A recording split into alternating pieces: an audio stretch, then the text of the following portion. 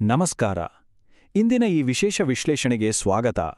ಇವತ್ತು ನಾವು sparrow portal ಬಗ್ಗೆ, ಅದರಲ್ಲೂ ಕಸ್ಟೋಡಿಯನ್ಗಳು ವಾರ್ಷಿಕ ಕಾರ್ಯಕ್ಷಮತೆಯ ಮೌಲ್ಯಮಾಪನ ಅಂದರೆ ಎಪಿಎಆರ್ ಪ್ರಕ್ರಿಯೆಯನ್ನು ಹೇಗೆ ಸಂಪೂರ್ಣವಾಗಿ ತಮ್ಮ ನಿಯಂತ್ರಣಕ್ಕೆ ತರಬಹುದು ಅನ್ನೋದರ ಬಗ್ಗೆ ಡೀಟೇಲ್ ಆಗಿ ನೋಡಲಿದ್ದೇವೆ.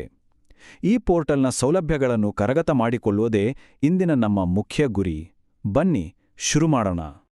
ವಾರ್ಷಿಕ ಕಾರ್ಯಕ್ಷಮತೆಯ ಮೌಲ್ಯಮಾಪನ ಅಂದರೆ ಈ ಅಪಾರ್ ಪ್ರಕ್ರಿಯೆಯಲ್ಲಿ ಅತಿ ದೊಡ್ಡ ತಲೆನೋವು ಅಥವಾ ಅಡ್ಡಿ ಯಾವುದು ಅಂತ ಒಮ್ಮೆ ಯೋಚಿಸೋಣ. ಆಡಳಿತಾತ್ಮಕ ಕೆಲಸಗಳಲ್ಲಿ ದಿನನಿತ್ಯ ಕಾಡುವ ಈ ಸಮಸ್ಯೆಗೆ ಪ್ರಮುಖ ಕಾರಣವೇ ಈ ಬಾಕಿ ಉಳಿದಿರೋ ಫಾರ್ಮ್ಗಳನ್ನು ಹುಡ್ಕೊಂಡು ಹೋಗೋದು. ಆದರೆ ಚಿಂತೆ ಬಿಡಿ, ಸ್ಪ್ಯಾರೋ ಪೋರ್ಟಲ್ ಈ ದೈನಂದಿನ ಹೋರಾಟಕ್ಕೆ ಅತ್ಯಂತ ಸರಳ ಮತ್ತು ಪರಿಣಾಮಕಾರಿ ಪರಿಹಾರವನ್ನು ಒದಗಿಸುತ್ತದೆ.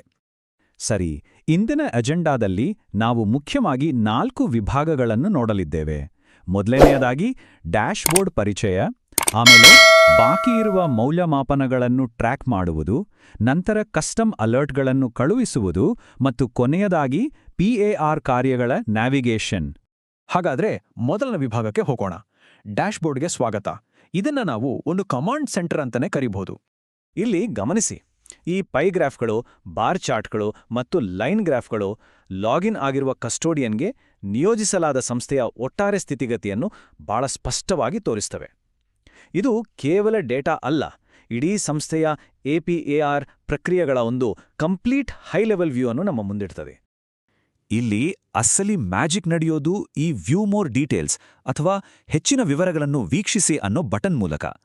ಈ ಒಂದು ಗುಂಡಿಯನ್ನು ಕ್ಲಿಕ್ ಮಾಡಿದ ಸಾಕು, ನಿರ್ದಿಷ್ಟ ಎಪಿಎಆರ್ ಸ್ಥಿತಿಯ ಬಗೆಗಿನ ನೈಜ ಹಾಗೂ ಆಕ್ಷನಬಲ್ ಡೇಟಾ ಸಂಪೂರ್ಣವಾಗಿ ಅನ್ಲಾಕ್ ಆಗುತ್ತದೆ.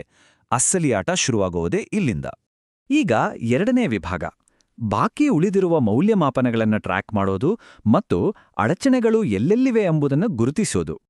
ಇಲ್ಲಿನ ಕಾಲಮ್ಗಳನ್ನು ಒಮ್ಮೆ ಎಚ್ಚರಿಕೆಯಿಂದ ಗಮನಿಸೋಣ.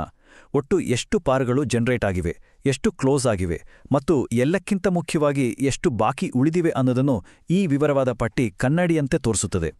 ಪ್ರಕ್ರಿಯೆ ಎಲ್ಲಿ ನಿಂತಿದೆ, ಅಡಚಣೆ ಎಲ್ಲಿದೆ ಅಂದ ತಕ್ಷಣ ಮಾತ್ರದಲ್ಲಿ ಕಂಡುಹಿಡಿಯಲು ಇದು ಬಹಳ ಸಹಾಯ ಮಾಡುತ್ತದೆ. ಇಲ್ಲಿ ನಿಜಕ್ಕೂ ಆಸಕ್ತಿದಾಯಕವಾದ ವಿಷಯ ಏನಪ್ಪಾ ಅಂದ್ರೆ, ಪೆಂಡಿಂಗ್ ವಿತ್ ಕಾಲಮ್ನಲ್ಲಿರುವ ಆ ಸಂಖ್ಯೆಯ ಮೇಲೆ ಕ್ಲಿಕ್ ಮಾಡೋದು.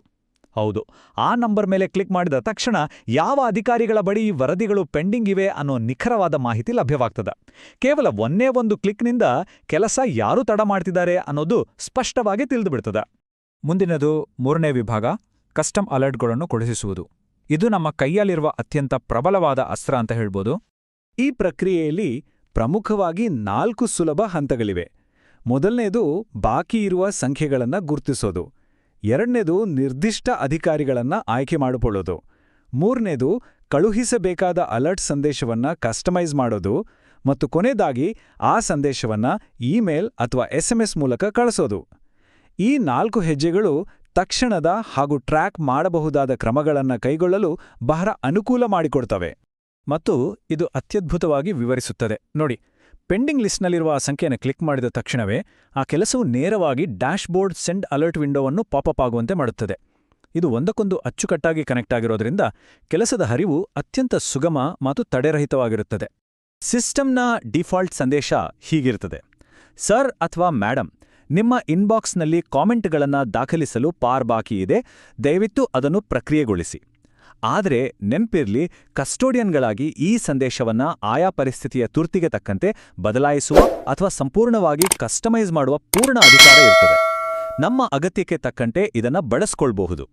ಒಮ್ಮೆ ಅಲರ್ಟ್ ಕಳುಹಿಸಿದ ನಂತರ ಸ್ಕ್ರೀನ್ ಮೇಲೆ ಅಲರ್ಟ್ ಸೆಂಟ್ ಸಕ್ಸಸ್ಫುಲಿ ಅನ್ನೋ ಈ ಯಶಸ್ಸಿನ ಪ್ರಾಂಪ್ಟ್ ಮೂಡುತ್ತದೆ.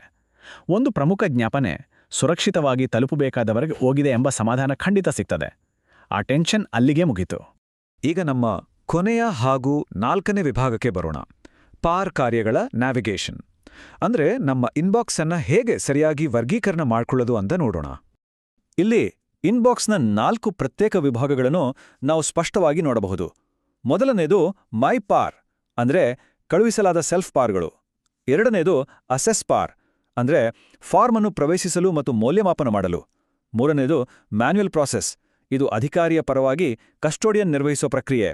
ಮತ್ತು 4ನೇದು ಪ್ರಾಸೆಸ್ ಅಂದ್ರೆ ಡಿಸ್ಕ್ಲೋಸ್ ಮಾಡಬೇಕಾದ ಪಾರ್ಗಳು. ಈ ರೀತಿಯ ವರ್ಗೀಕರಣ ನಮ್ಮ ದೈನಂದಿನ ಟಾಸ್ಕ್ಗಳ ಬಗ್ಗೆ ಒಂದು ಸ್ಪಷ್ಟವಾದ ಮಾನಸಿಕ ನಕ್ಷೆಯನ್ನು ಒದಗಿಸುತ್ತದೆ. ಬನ್ನಿ ಮುಂದಕ್ಕೆ ಹೋಗೋಣ. ಇದು ಒಂದೊಂದಾಗಿ ಹೇಗೆ ಕೆಲಸ ಮಾಡ್ತದೆ ಅಂತ ನೋಡೋಣ.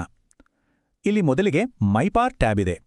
ಈ ವಿಭಾಗವು ಅಧಿಕಾರಿಯ ಸ್ವಂತ ರಚಿತ ವರದಿಗಳು ಅಥವಾ ಸೆಲ್ಫ್ ಪಾರ್ಗಳನ್ನು ಸ್ಪಷ್ಟವಾಗಿ ತೋರಿಸುತ್ತದೆ. ಇದು ನಮ್ಮದೇ ವರದಿಗಳ ಒಂದು ಸಂಗ್ರಹ. ಇನ್ನು ಅಸೆಸ್ PAR ವಿಭಾಗಕ್ಕೆ ಬಂದರೆ ಪರಿಶೀಲನೆಗಾಗಿ ಪಟ್ಟಿ ಮಾಡಲಾದ APAR ಐಡಿಗಳನ್ನು ಇಲ್ಲಿ ಸ್ಪಷ್ಟವಾಗಿ ನೋಡಬಹುದು. ಫಾರ್ಮ್ ಅನ್ನು ತೆರೆಯಲು ಮತ್ತು ಅದನ್ನು ಪ್ರಕ್ರಿಯೆಗೊಳಿಸಲು ಆ ನಿರ್ದಿಷ್ಟ APAR ಐಡಿ ಲಿಂಕ್ ಮೇಲೆ ಕ್ಲಿಕ್ ಮಾಡಿದರೆ ಸಾಕು, ಎಲ್ಲವೂ ಎದುರಿಗೆ ಬರುತ್ತದೆ. ಅಷ್ಟು ಸುಲಭ ಇದು. ಇಲ್ಲಿ ಒಂದು ಅತ್ಯಂತ ಪ್ರಮುಖವಾದ ವ್ಯತ್ಯಾಸವನ್ನು ನಾವು ಗಮನಿಸಲೇಬೇಕು. ಅಸೆಸ್ PAR ಎಂಬುದು ಒಂದು ಸಾಮಾನ್ಯವಾದ ಕೆಲಸದ ಹರಿವು. ಆದರೆ ಮ್ಯಾನ್ಯುಯಲ್ ಪ್ರಾಸೆಸ್ ಎನ್ನುವುದು ಕೇವಲ ಕಸ್ಟೋಡಿಯನ್ ಮಾತ್ರ ಅಧಿಕಾರಿಯ ಪರವಾಗಿ ಪ್ರತ್ಯೇಕವಾಗಿ ನಿರ್ವಹಿಸುವ ಕಾರ್ಯವಾಗಿದೆ.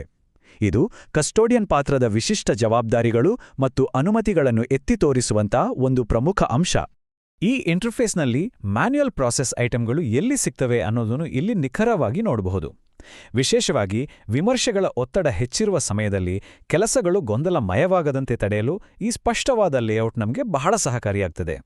ಇನ್ನು ಈ ಇನ್ಬಾಕ್ಸ್ ಪ್ರವಾಸದ ಕೊನೆಯ ಹಂತವಾಗಿ ಪ್ರಾಸೆಸ್ ಟ್ಯಾಬ್ ಅನ್ನು ನೋಡೋಣ.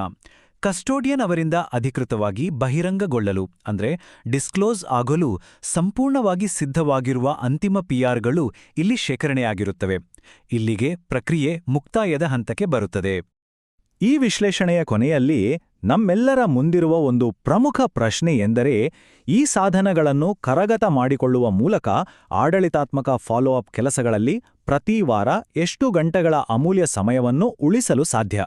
ಖಂಡಿತವಾಗಿಯೂ ಬಹಳಷ್ಟು ಸಮಯ ಉಳಿಯುತ್ತದೆ. ಸ್ಪ್ಯಾರೋ ಪೋರ್ಟಲ್ ಕೇವಲ ಒಂದು ಕಂಪ್ಲಾಯನ್ಸ್ ಟೂಲ್ ಅಲ್ಲ, ಬದಲಿಗೆ ಇದೊಂದು ಅತ್ಯಂತ ಪ್ರಬಲವಾದ ಮತ್ತು ಸಮಯ ಉಳಿಸುವ ವ್ಯವಸ್ಥೆಯಾಗಿದೆ.